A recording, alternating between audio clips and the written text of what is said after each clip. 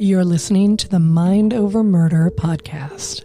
My name is Bill Thomas. I'm a writer, consulting producer, and now podcaster. I am now trying to use my experience as the brother of a murder victim to help other victims of violent crime. I'm working on a book on the unsolved Colonial Parkway murders, and I'm the co-administrator of the Colonial Parkway Murders Facebook group, together with Kristin Dilley. My name is Kristin Dilley. I'm a writer, a researcher, a teacher, and a victims advocate, as well as the social media manager and co-administrator for the Colonial Parkway Murders Facebook page with my partner in crime, Bill Thomas.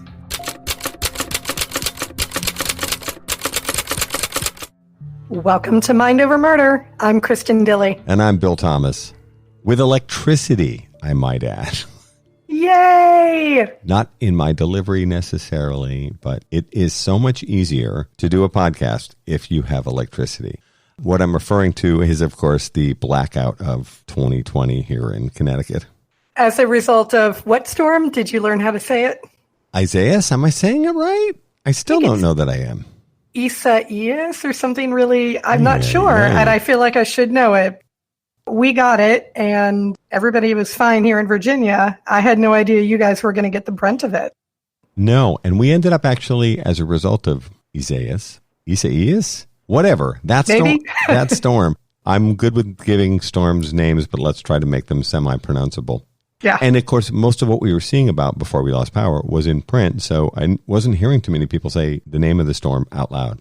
Over the course of a week, we had a tornado warning, which was in advance of the storm. Sometimes in advance of a major storm like this, there will be tornadoes and water spouts and other things will be stirred up. That happened in our little town here, and I watched this funnel cloud go past the house in a real scary way. We lost power, and we were out of juice for 6 days, and so it just got old. You keep thinking the power's going to come back, and nothing happens, and there's no trucks, and you're trying to follow what's going on, and the news is not good. Trees down all over the place, trees down in our backyard. And then you get into, well, our generator's not working. I got to take it to the generator shop. Oh, no. And conflicts with neighbors over noisy generators. You know, we were able to work it out. And people are running off to Tractor Supply and Lowe's to buy every generator in the Connecticut area. The whole thing got to be crazy. And then, of course, you get about 3 days into it. Then you're into the, well, guess we're throwing away everything in the fridge. Oh, man. Which is also right around the same time as, well, I got the generator back from the shop, but it's too late to save the stuff in the fridge. Oh, gosh. So everything became reduced to its most basic form, which is I'm going to go over to Town Hall, who have a generator, a really big generator, and I'm going to charge up my cell phone. So everyone in town would meet at Town Hall to charge up their devices and use their Wi-Fi, because they were like the only place in town that had consistent electricity and a Wi-Fi signal. Wow. Wonderful little Connecticut town. Everybody pulls together. The volunteer fire department set up tents and power strips and hand sanitizer because, of course, when we first ran out to talk to the neighbors about the power outage, I ran outside, to confer with the neighbors. And then I'm like, oh, where's my mask? You're reaching in your pocket. And you're like, I can't deal with more than one emergency at a time. Right. Seriously. I'm a guy. I focus on one thing. And I'm like, ah. So, we're meeting at the corner to discuss what's going on. 6 days, it really became all about kind of survival. I don't mean to make it sound like we're on a desert island or anything, but everything became about, are there stores open? Because remember, this power outage took out 700,000 homes and businesses. Holy moly. Basically the entire state of Connecticut. And so you're over at Town Hall talking to the neighbors, finding out who has food, who has ice. Are the gas pumps working? A lot of things that I did before the storm came, like stocked up on food. Well, we threw all that away. Oh, no.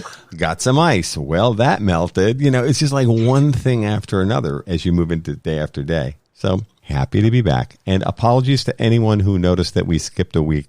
This will be episode number 30 of Mind Over Murder, back in business.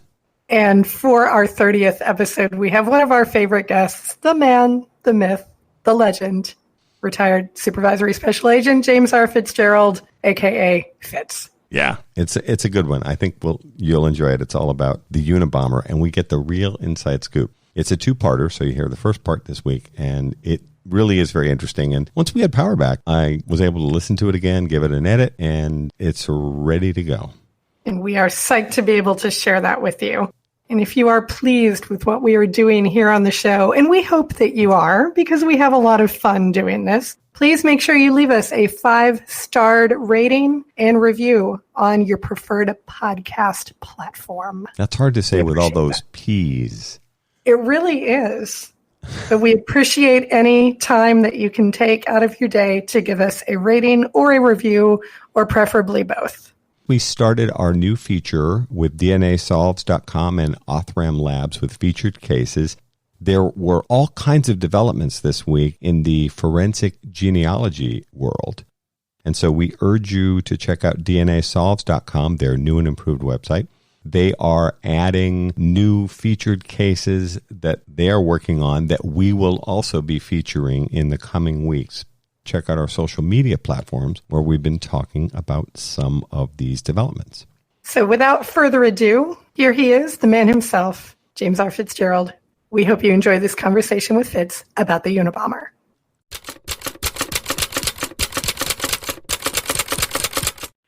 Welcome to Mind Over Murder. I'm Kristin Dilley. That makes me Bill Thomas. And we are back today with one of our favorite guests, retired supervisory special agent James R. Fitzgerald, also known as Fitz. The man, the myth, the legend. Hi, everybody. Thanks. Great to be back with you again. And I'm only a myth, not a legend. Let's just keep that straight. We can just refer to you as mythical. There you go. Well, Fitz, thank you so much for joining us again. And we, of course, had a wonderful time speaking with you last time about the Laura Crane case, but we wanted to have you back to talk about probably the case that you are best known for, which is the Unabomber case. Yeah, little did I know the year and a half or so I spent in the early 90s working the Laura Crane case, which was kind of a big case to me at the time, and certainly the New York State Police and at least the New York division of the FBI. Then all of a sudden, 2 years later, I'm smack dab in the middle of the Unabomber task force. And it's funny how within a matter of a year or two, things can change that drastically. But I learned a lot from the Laura Crane case, and I certainly applied some of that to the Unabomber case once we got rolling there. There's a little bit of a tendency, civilians, we tend to call it the Unabomber case. My understanding is that's actually a media creation. In other words, the FBI called it the University and Airline Bomb, BOM case, and so you all refer to it as the Unabomber case, but then civilians tend to call it the Unabomber case because it sounds like the newspapers started calling it that. Is that correct? Well, neither is wrong. The FBI, this case was first called the junkyard bomber case, believe it or not, because the components of his IEDs, his improvised explosive devices, aka bombs, they were virtually untraceable and made from spare parts and sort of jury-rigged parts. So his earliest name was junkyard bomber. Somebody in FBI headquarters, his name is lost to history, decided to employ a university and airline bombing case because they were the early victims of this person. So, of course, that became an acronym, Unabomber. And I think if you're going to add ER onto it, that's a designation of a person. So the Unabomber case was, of course, the suspect would then be the Unabomber.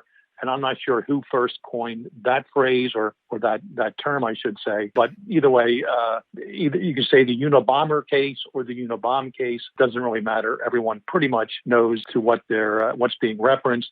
And yes, it is an acronym standing for the early victims of this bomber. He later moved on to computer stores and marketing executives and forestry lobbyists, et cetera. So they didn't change. They never did change the acronym. So, Fitz, for people who may not be aware of the components of the case and how early this case actually started, which was 1978, I think I've got that right. Can you walk us through the Unabomber case?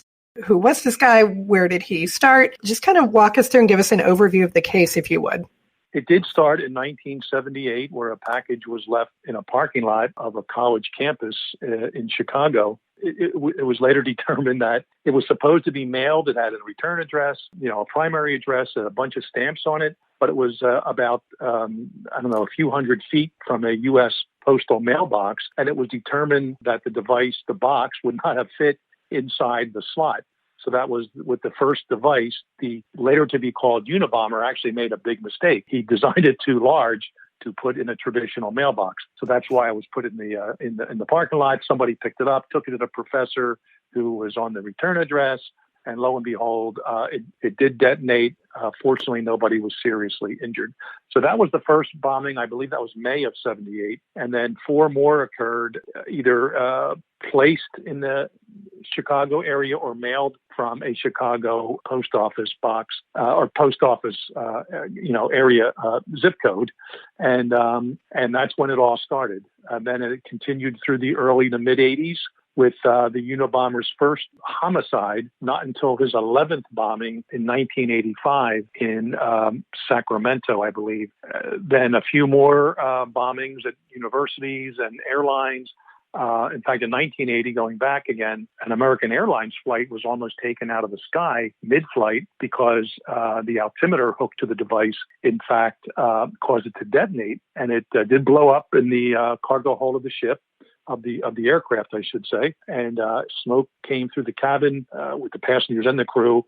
But luckily, the pilot and co-pilot could safely land it, and there were no long-term injuries. But if that device would have fully succeeded as the bomber wanted, it would have killed over 220 people. And it's interesting looking back with even this past weekend in Nova Scotia, of all places, where 16 people were killed, and the headlines that makes. The Unabomber only killed 3 people, injured about 24, some of those very seriously with missing fingers and parts of their hands and other injuries. By today's standards, the Unabomber's numbers are not all that high, but because he lasted over 17 years, he became notorious. He became, if not famous, infamous. And then he started taunting law enforcement and writing to the media. And he just became sort of public enemy number 1 by the early to mid 90s in the U.S. And that's when the FBI finally set up a separate task force to catch this guy. By April of 1996, he was under arrest, and I was glad to be a part of that team. When I look at the list of bombings, maybe I'm reading into this a little bit, Fitz, but it almost seems like at the beginning that it might not have been his intent to kill people. In other words, the first couple of bombings result in minor cuts and burns. I mean, obviously a very, very frightening thing, but no fatalities. Does he seem to escalate over time, or did that seem to be part of the mix? No, and I wasn't involved in the Unabomber case in the early days, but reading some of the reports when I was finally brought on board in July of '95, these devices were designed to kill. They just didn't always detonate as powerfully as the bomber would have wanted. I had the advantage, of course, after his arrest, of going through his cabin and attaining 1,000 separate documents that he wrote while self-quarantined in his cabin all those years. And he did it for different reasons than a pandemic, of course, more mentally quarantined than anything. But in those writings, in his diary, his journals, and notes he kept, he was very, very frustrated he wasn't killing people early on. Okay. And he constantly had to practice and do experiments, as he would call them, and he would write out, the protocols behind each experiment. And at the end, this more shrapnel, more explosive devices, right, or more explosive material, et cetera. So no, and we've learned from early on that bombers, it's not so much escalating, it's that they just get better with their trade as they go along. We learned through research over many years with other serial bombers that it's not so much that they escalate as they move along, but they get better at what they do, and they'll practice in the fields, in the woods, whatever may be accessible to them to, in fact, improve their work product. So it did take the Unabomber 11 different tries until finally he hit the Rentec company in December of '85, and that's when he was successful in having his first kill. And he was very proud of that fact, and he wrote in his journal how excited he was that he finally had a success. And then he did much better, quote unquote, in his eyes after that with a few serious injuries. But then his last two bombings in northern New Jersey and in Sacramento, California were both fatal. And that's when, of course, he put out his deal to his offer, actually is the term he used, to the New York Times, that if you publish my article, I'll cease and desist from bombing for purposes to kill. So he definitely got better along the way, as most serial bombers do. If they're really bad to begin with, they blow themselves up either with the first device or maybe even before in their practice runs, and you never even hear about them, or they just, obviously someone was killed with their own device. But the better ones will not only survive and keep their hands and fingers, but they will learn to make their devices more powerful and get better with time and be more dangerous to the public at large. Fitz, what was his reasoning behind the targets that he did choose? Was there some specific rhyme or reason to this? Well, everyone was trying to figure that out in the early days because, again, these bombings started in 1978. At least 12 of them took place with no writings attached to them or no contact to the media. There were writings attached to two of them, but they were ruse letters to trick the recipient into opening the package. So no one knew what the Unabomber's motivation was. And the earliest profiles were written by John Douglas of Mindhunter fame. And of course, I read those when I was first brought on the Unabomber task force. In fact, there was kind of as I wrote in my third book, kind of a passing of the torch because John Douglas was retiring in June of 1995 from the FBI, and I was promoted to the profiling unit in the FBI in April of that year and went through 12 weeks of training as a profiler and behavioral training, and John was one of the instructors, and he did talk about the Unabomber case. I didn't even know then that I would be assigned to the task force in San Francisco, but nonetheless, he was writing the earlier profiles about that, and what he was saying was the targets of the Unabomber were mostly representational because every victim, if they specifically received a device addressed to them in the mail, or it was placed in a parking lot outside of a store or on a college campus somewhere, every victim and every person associated with that building, that institution, whatever, within reason, was searched and researched, and, research projects were undertaken. Everything from where they got their haircut to where they rented videotapes or anything, depending on the time frame, or libraries they went to, whatever, and nothing could ever be put together. No nexus could be made of any of the victims to each other or to one person or even one geographic area or school, anything like that. So I'm not sure if Douglas and the early profilers coined the term representational target, but that's certainly what the Unabomber's targets were. These weren't people that the Unabomber actually had a connection with. It's what they or their companies represented. So he didn't like airlines, it seemed. He didn't like universities, it seemed. Expanded a little bit by the mid-'80s to computer stores. And, what's the nexus of all of these? Obviously, at least two of them are advanced technology, the airlines and computer industry. Universities put that in its own category, but, maybe they're teaching things this person doesn't approve of. But it wasn't until in 1995 when some letters were written to the New York Times about his upcoming article to be published. The media went to call it the manifesto, where in some of these early letters predating the receipt of the manifesto, that the Unabomber really starts explaining that his group, FC, are in fact, against the Industrial Revolution and all it stands for. And we feel we have to bomb people and kill people to get our points across. And that's the first time any sort of motivation was, in fact, listed by this bomber.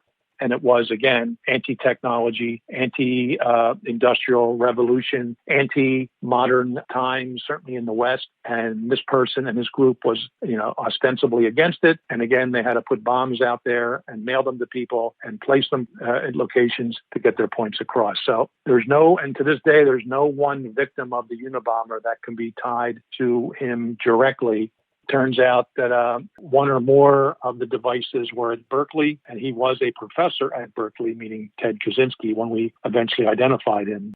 He had no other connection to any other, direct connections to any other locales, except the early bombings in Chicago. He was living there again. He came out of the cabin for 2 years, and that's where he was residing. I almost had the impression from the things I read about Kaczynski that there was a in addition to the anti-technology philosophy, if you will, that you talked about, that there was almost a pro-environment. In other words, more nature, less modern age. In his mental illness, that was something he was seeking in this ultra-violent way.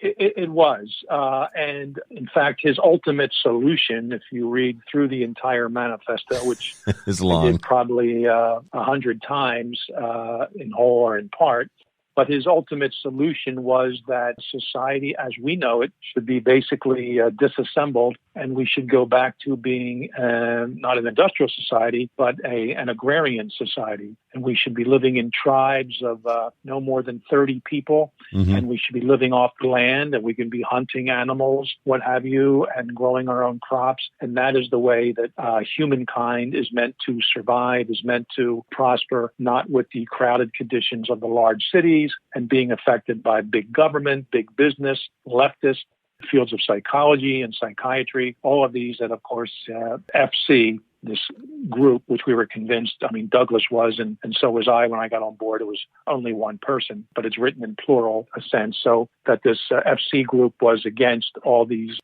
ways of life, and only an agrarian lifestyle would, in fact, be the answer to this. So that, arguably explained going after airlines and computer stores and perhaps even universities. But we somehow also thought that there may be some other deep-rooted factors and reasonings behind the choice of these particular victims, not even an airline company itself or a particular university, but something else that it represented. And it turns out we were right, but we didn't get the specifics of that till we read Kaczynski's own private words that we found in his cabin post-arrest. The FC felt like, and again, hindsight's 20/20 and all of that, it felt like domestic terrorism, though, yet you and John Douglas and other people that had studied the case and worked the case felt it was an individual and not a small terrorist cell. Well, there are domestic terrorist groups out there, and there are domestic terrorist loners out there. You can still be a description of domestic terrorist can still be applied to one person, if not more. But of course, as we all know, there is strength in numbers, be it imagined or in reality. And at least the Unabomber wanted to create the image that, in fact, FC, and yes, that is on the title page of the manifesto the title is Industrial Society and Its Future by FC. In an earlier letter to the New York Times, the Unabomber described FC as standing for Freedom Club, which was the name given to this group. It actually originated about 100 years before, sort of a nonviolent, at least mostly nonviolent Luddite type association, again, against any of the benefits or any of the results of the Industrial Revolution. And let me add, too, that after the second or third IED, that is bomb, the letters FC were carved on the bottom of each of the 16 devices. So serial bombers are also very, what's the word I'm looking for? They want to claim ownership and proprietariness to their devices. So they want to make sure that law enforcement and others know that these aren't copycats. These are from the same person and not somebody else trying to mimic what's being done. And of course, it was never released to the public that FC was carved on the bottom of these devices, so that helped our bomb techs be able to, in fact, say, yes, this is another device from the Unabomber, not some copycat. So in addition to that manifesto, which I know most people are familiar with, that wasn't the only Unabomber document, though, that you had to work with. Is that right? You had several others. Oh, yeah. There were 14 in total. The first two were what I later came to call, when I was assigned to the UTF, the ruse letters. And the first one was a 1980 letter that came into the mail to the then president of United Airlines, Percy Wood. He lived in suburban Chicago, and it was a letter saying, hey, I'm one of your, I followed your career. I know you're the president of a big airline. Here's a book I think you would find interesting. It's called Ice Brothers. I'll send it to you in the next day or two. It could help you run your organization, so forth, so on and so forth. And sure enough, 2 days later, a book comes in the mail, and Percy Wood opens it up. But the inside of the book had been hollowed out. And so it looked like a regular book from the outside, covered all the pages. And then he opened it up, and a flash and a bang, and he was seriously injured. but again, fortunately not killed. I believe that was the the fourth device. That was in June of 1980 of the Unabomber. So that was the first letter. And then the next letter from the Unabomber wasn't until 1985 with a package going to the Dr. McConnell, a professor at the University of Michigan. And that was all one mailing. And the cover letter was saying, hey, Dr. McConnell, I'm a PhD student at the University of Utah. And I'm paraphrasing, of course. But check out my dissertation. I'd like any advice, any words you could give me. And of course, there's a thick sort of package underneath that the professor was supposed to open. He didn't open it. One of his research assistants did. It blew up, injured this person seriously, but luckily he lived. So they're the first two letters. What we probably should discuss is 2 years after that, about a year, actually, in February of 87, is a package was placed in a parking lot of a computer store in Salt Lake City, and it went off. It injured the owner of the store, but that is when a witness inside the store working the cash register happened to look out of the store window, and she sees a person, and the police come. They get a sketch artist, and that is when one of the two sketches was made. That sketch artist was named Robert Exter, and he did one sketch. A few years later, they brought in another sketch artist named Jeannie Boylan, and she did a sketch which became the more famous one, if not iconic one, of the Unabomber. And I'm sure you and your listeners have seen it with the guy with wearing the hoodie, with the aviator sunglasses, kind of the curly hair coming down over his forehead. And because that went public, or because at least one of those, the initial composite went public, all of a sudden the Unabomber shuts down for what turned out to be 6 full years. And people like Douglas and others who were working the case, and remember, I started in the FBI in 87, and my first office was New York City, as I mentioned in the earlier interview we did. I didn't get to Quantico until 95 and the task force till July of 95. And that's when I'm learning a lot of this. Next thing you know, 6 years go by. And in 1993, the Unabomber comes back with a vengeance, more bombs, more letters. And these are the what I came to be called the ideological letters. And they're being sent to the New York Times and even one or more victims explaining the rationale behind what they're doing. And that's when sort of the whole sort of MO of the Unabomber changed, with ultimately offering that deal to the New York Times. You publish my article and I'll cease and desist from bombings. And that's right about the time frame I was brought on board. And we can pick up on that as we move along here. So the sense among the team, was it that you had come pretty close in producing the sketch? And of course, as you said, one of the sketches is particularly iconic, that kind of scared the bomber and he went underground for that next 6 years?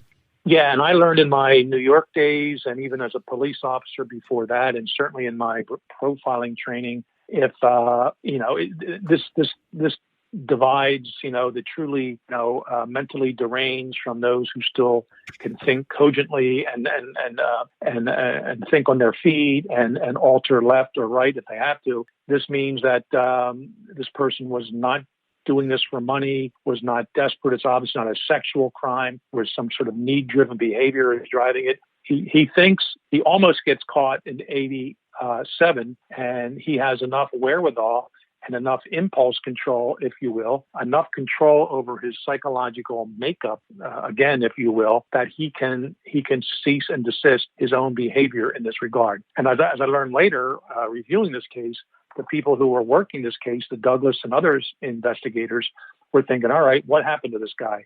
Either he got arrested for some other crime, perhaps he blew his hands off, practicing with some devices, or even killed himself.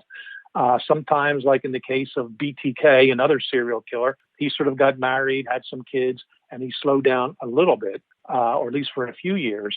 And we realized that, some criminals, they have actual lives. Besides their killing behavior or raping, if they're serial rapists, whatever, and they can in fact control these impulses. Others can't. But we learned early on for 6 years, this guy could say, no, I'm not going to do it anymore. I'll decide when the time is right. And obviously starting in about June of 93, the bombs came back, the letter writing came back, and there was a whole new sort of second campaign launched by the Unabomber. And it was in late 94, actually in the middle of 94, that we said, the FBI under Louis Freeh, the Department of Justice under Janet Reno said, we got to put a task force together. We got to take this serious. Since all the devices at this point were being mailed, none were being placed because that's how he almost got caught. So he changed his MO, his modus operandi, no more placing of devices, only mailing them. And all the bombs are being mailed from the San Francisco Bay Area. So that's why they chose to, in fact, set up the task force at the San Francisco division of the FBI. And even when I came on looking at everything that's been happening, I said, the Unabomber probably lives within 200 miles of San Fran, not right in the city, not in the East Bay or Marin, but he's probably further out. But it turns out we were all wrong about that. He lived much farther away, and he had a much more difficult time getting there, but he still did it to complete his mission each time. In your book, Journey to the Center of the Mind, especially in book 3, you talk quite a bit about. Do you like our show, Mind Over Murder, and want to create your own podcast? Well then, let us tell you about Anchor. First of all, it's free. And who doesn't love free, right? I like free. There's creation tools that allow you to record and edit your podcast right from your phone or computer. You can even add any song from Spotify directly to your episodes. The possibilities are endless for what you can create, whether it's music analysis, your own radio show, or something the world's never heard before. Anchor will then distribute your podcast for you so it can be heard on Spotify, Apple Podcast, and many more platforms. And you can even make money from your podcast with no minimum listenership. I like the sound of that. It's everything you need to make a podcast all in one place. Right here, Anchor. Download the free Anchor app or go to anchor.fm to get started on your own podcast. You can tell them Kristin and Bill from Mind Over Murder sent you.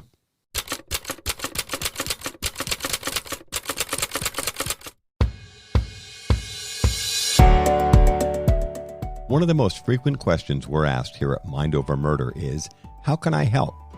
Thanks to Othram, a leading forensic DNA testing lab for law enforcement, you can get involved and help solve real cases. If you have tested at a consumer genetics company, you can contribute your data to DNAsolves.com. The process is easy and confidential. Just 2 simple steps. Your DNA might be the missing piece that helps solve the identity of an unknown person. Then Mind Over Murder will highlight cases Othram is working on to seek your crowdfunding support for DNA testing to help solve these cold cases. Upload your DNA profile to DNAsolves.com. It's easy, free, and confidential. Then join Mind Over Murder as we help families find answers with Othram and DNAsolves.com.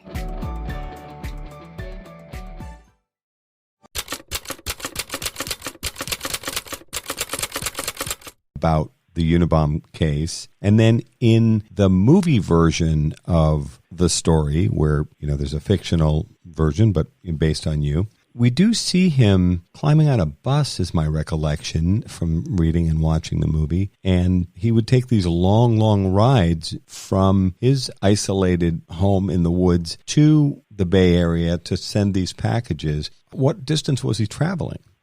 Yeah, and just so we don't confuse anyone, Bill, it was a mini-series as opposed to a movie. Oh, I'm sorry. You're absolutely right. People may be scrambling, where's the Unabomber movie with Fitz? So it's a mini-series, Manhunt Unabomber, now on Netflix, still on Netflix. Yeah, so you can watch it now or go back and watch it.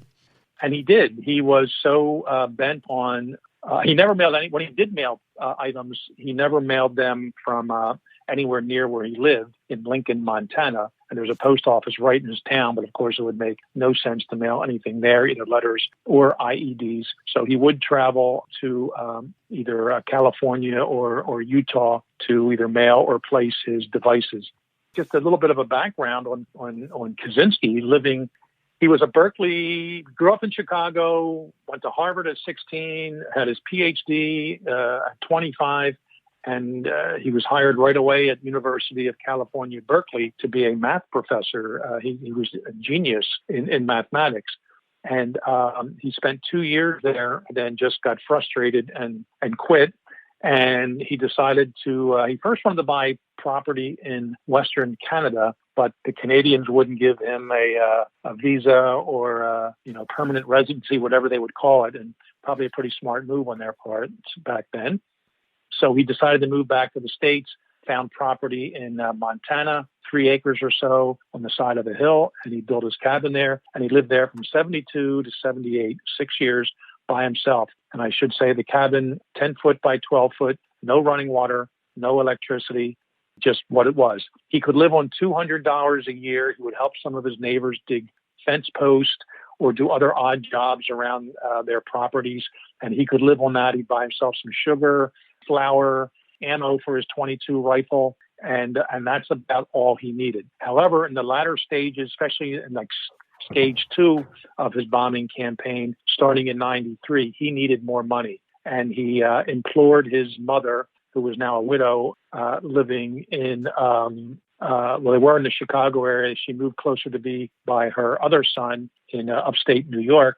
Ted implored his mother to please send him money, insurance policy money from his father who had recently died. And poor Mrs. Kaczynski didn't know this, but from like 93 on, she was actually financing his purchasing of bombing materials, as well as his long bus rides and even hotel stays during the tail end of his campaign. So of course she didn't know this.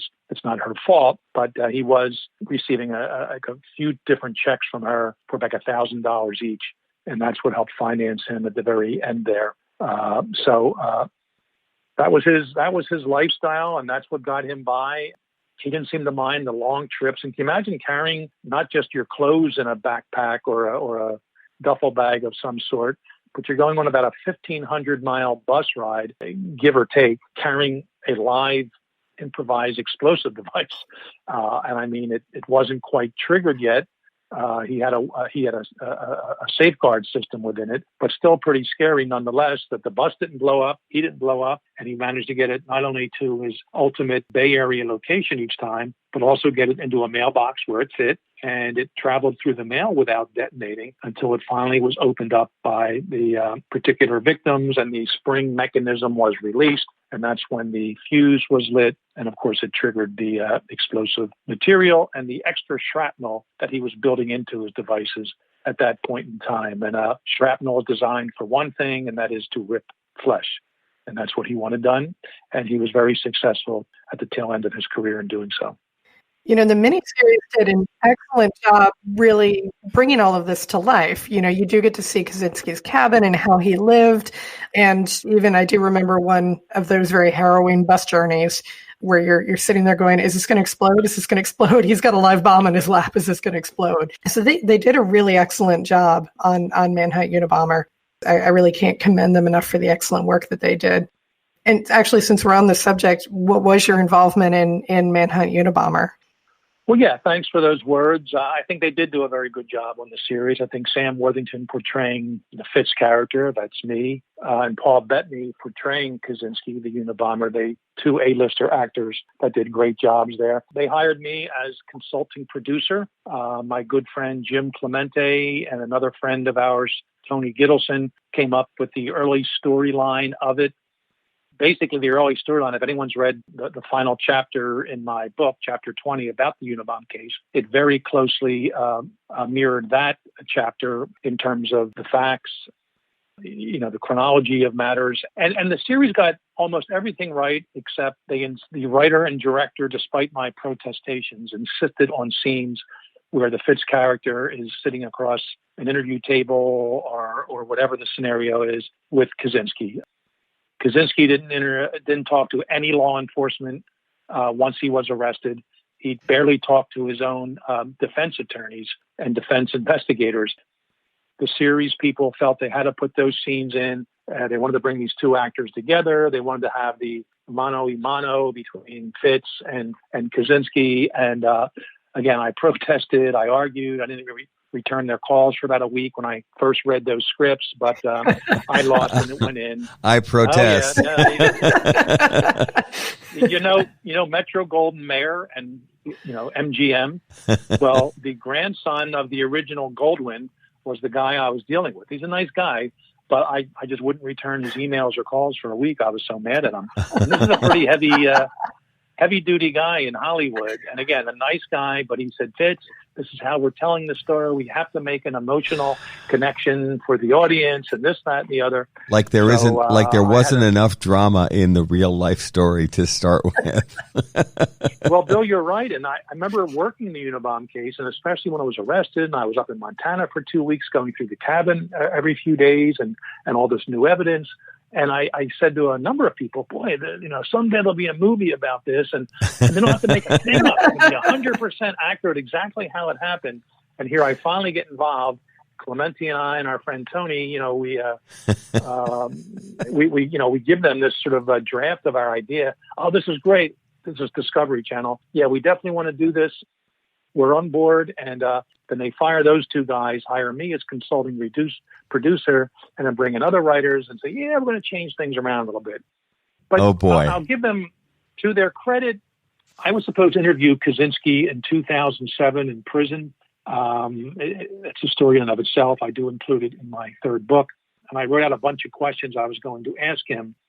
So the writers did take those questions from me, and some of the interview scenes, which again in real life didn't happen, they took some of those questions, and the Fitz character asked the Ted character of those. And of course, we had the personal writings of Kaczynski. We found in his cabin, his journal, his autobiography, his notes, all these related sort of documents about his personal life. And some of the responses that the Ted character was giving Fitz came from his own writing. So in a way, it was questions I would have asked, and arguably answers that Kaczynski already provided that they built into the miniseries. So although it was a quote unquote violation on my part of the accuracy in storytelling, on the whole, consider they were borrowing it from real life questions and real life narrative of Ted. To me, it still added some level of realism to it, or at least not as much of the fictionalized part. But the rest of it, in the descriptions of the devices and the names of the victims, the time frames, and how David Kaczynski, his wife Linda Patrick, their mother, how they were concerned about these things, I thought were portrayed very accurately. And also, for the record, I got along well with my colleagues at the task force. In the miniseries, it makes it look like we have a adversarial relationship. I did have some people that didn't exactly understand what I was doing. They sort of poo-pooed any sort of text analysis or language analysis that I was doing. Others didn't want the manifesto published very specifically. I know who they are. To save them from embarrassment, I didn't include their names in my book. It did lead directly to his arrest. I don't think you can argue with that. No, and I was one of the first persons proposing we publish this thing. And others were saying, no, the nervy nut job out there will want their article or manifesto published. And, I said, well, we'll have to take our chance. And hey, we have this new internet thing, right? What's it called? FBI.gov. Let's put it on there too. Right. I mean, I was part of the team coming up with these ideas. But eventually we had to convince some people on the task force that we should tell Director Louis Freeh it should be published. And then Louis Freeh had to go to Janet Reno and say we would like it published. And she, collectively, a team had to go to the New York Times people and say, we would like it published. And they finally agreed to do it, although ultimately agreed to have the Washington Post publish it for tactical reasons, which was covered in my book and, of course, the miniseries. But we can also discuss that here if you would like. You can make a case, too, that Freeh and Reno took a pretty big gamble in deciding to publish the manifesto and put this stuff out there. They did, and you could argue the New York Times and the Washington Post, too, although if you ever read the actual version of the manifesto, you'll see there's a caveat that the Times and the Post put on at the very beginning of it, sort of washing their hands, that they were strongly encouraged by the FBI to publish this. So they wanted to kind of keep their journalistic credibility. Even back then, they were trying to do this, intact, that we're only doing this because the FBI, strongly suggested we do it. So if anything goes wrong, it's not our fault. It's not our fault. So, right. Yeah. There's a lot of that. Of course. So, CYA. Plausible deniability there. Yeah. So, but no, everybody to their credit, when we eventually came up at the UTF level, and I was one of the first proponents of it because I'm the guy studying this whole thing from the language perspective. And I said, boy, there are so many arcane and idiomatic, language usages, and this whole can't eat your cake and have it too thing, with the verbs transposed, how we would normally say it. I said, we got to get this out here because someone will recognize it. Who knows? A teacher, a professor, a family member, a wife, something like that. And here it was a very close family member. First, a sister-in-law he never met, meaning Ted Kaczynski's sister-in-law that he never met, Linda Patrick, is the first one that read it. And then she came home from her trip to Europe where she had read it, I believe, on FBI.gov, and told her husband, David, you may want to look at this Unabomber manifesto thing. It looks just like those letters your brother used to send you from the cabin in Montana. The guy, David, I never met. Right. And sure enough, he said, yeah, right. My brother, the Unabomber, you got to be kidding me. He took like a whole month, and he finally sat down and read it, and he had one of those holy you-know-what moments. Right. And said, this may be my brother. I better get a lawyer, and the rest kind of all came together by February of 96.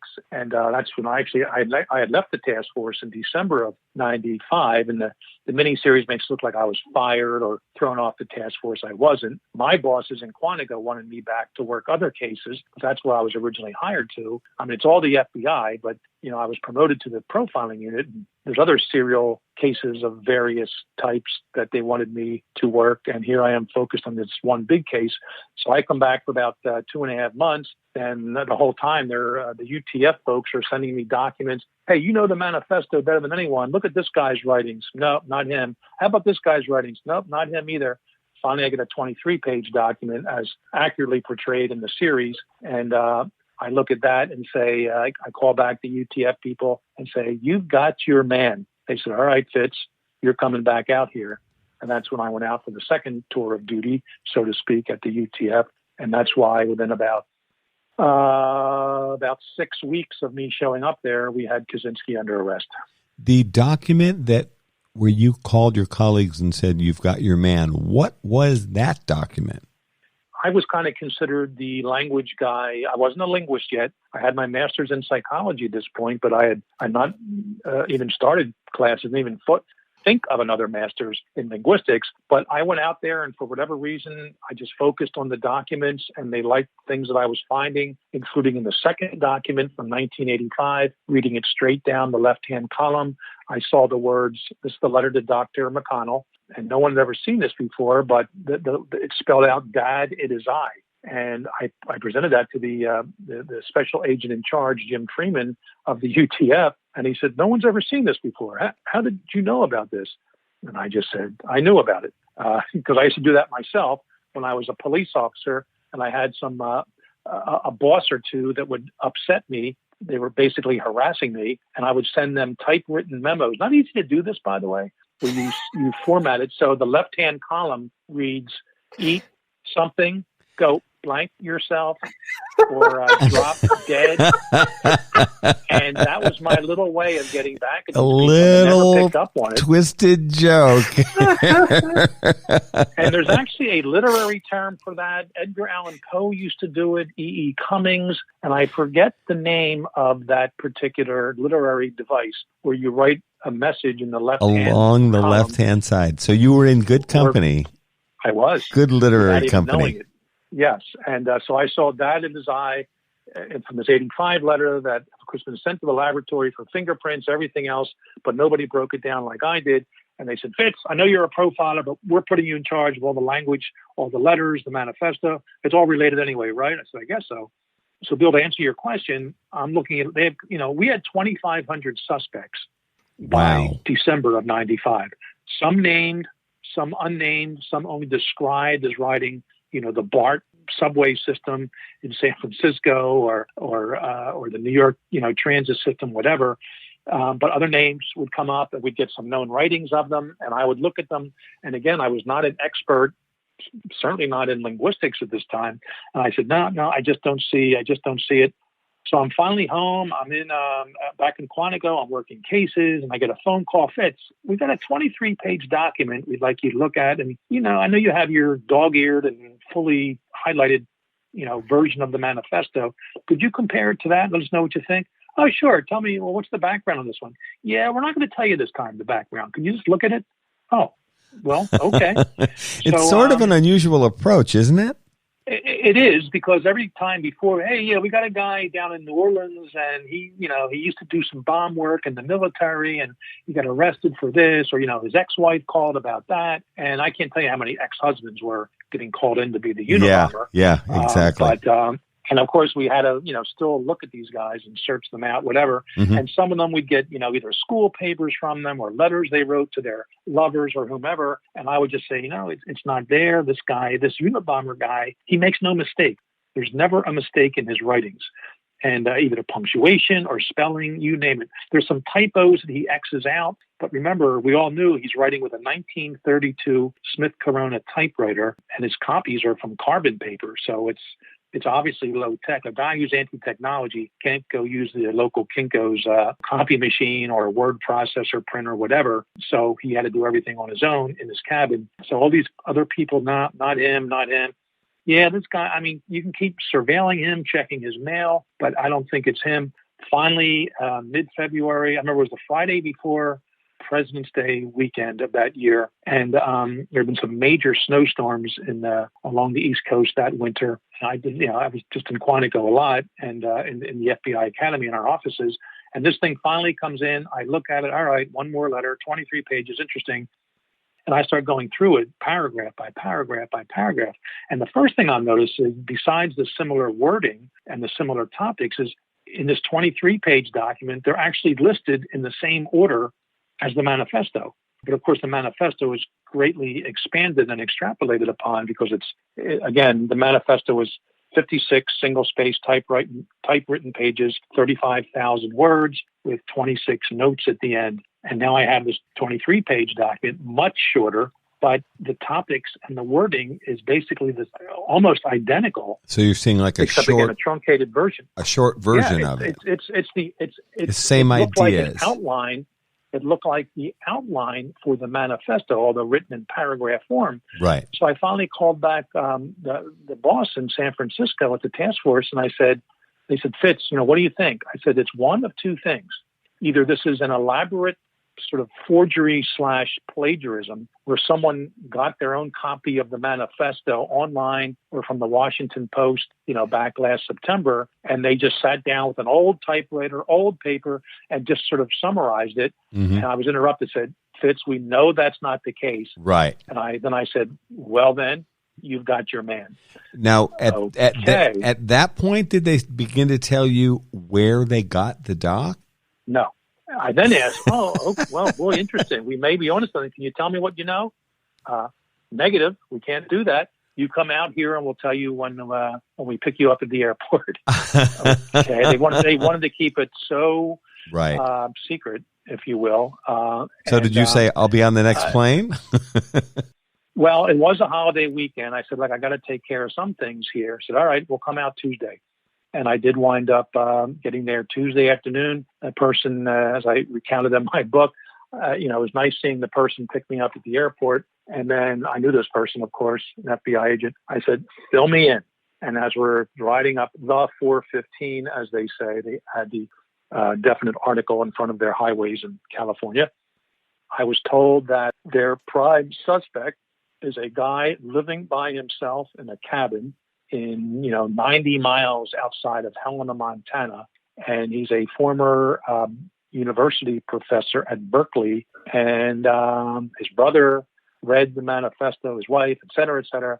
And I'm just sitting there with my mouth open saying, again, holy S. But again, looking back at some of John Douglas's profiles and then some of the ones as I did my final version of a profile before I left in late 95, I didn't say a professor living by himself in a cabin, but a lot of what we said was right on the money, that those final profiles or two. And here's who our guy was. And I said, all right, well, let's get to work. And thus began the next and final stage of the investigation, in.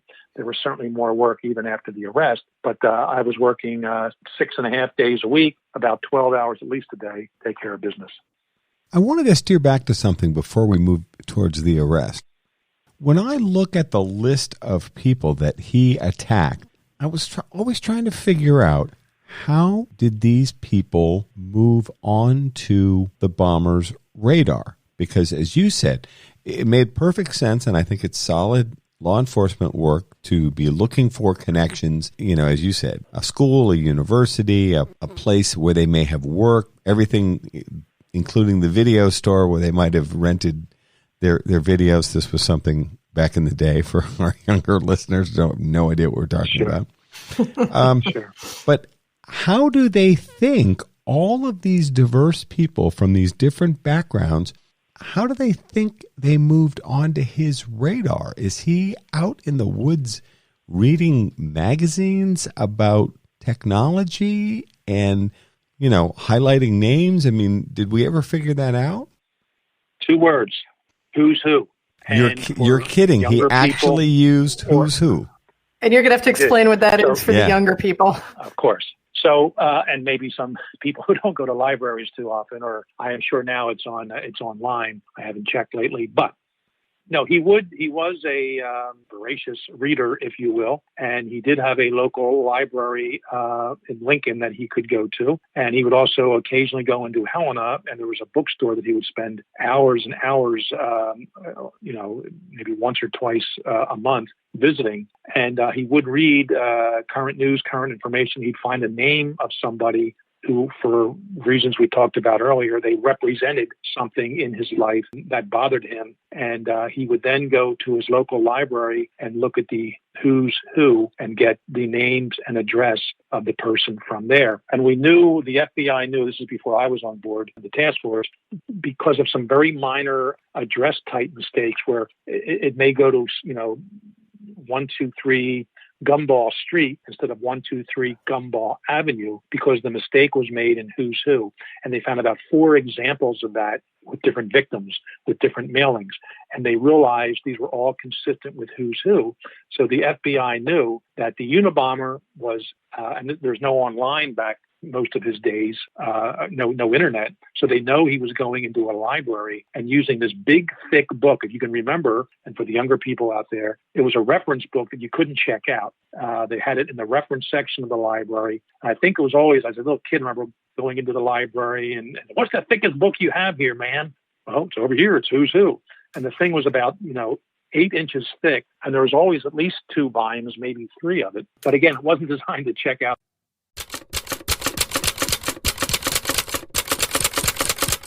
Join us again next time as we continue our conversation with retired FBI profiler James R. Fitzgerald as he continues the conversation and moves the Unabomber closer to arrest and conviction.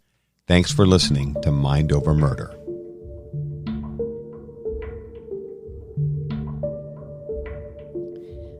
Mind Over Murder is a production of Absolute Zero and Another Dog Productions.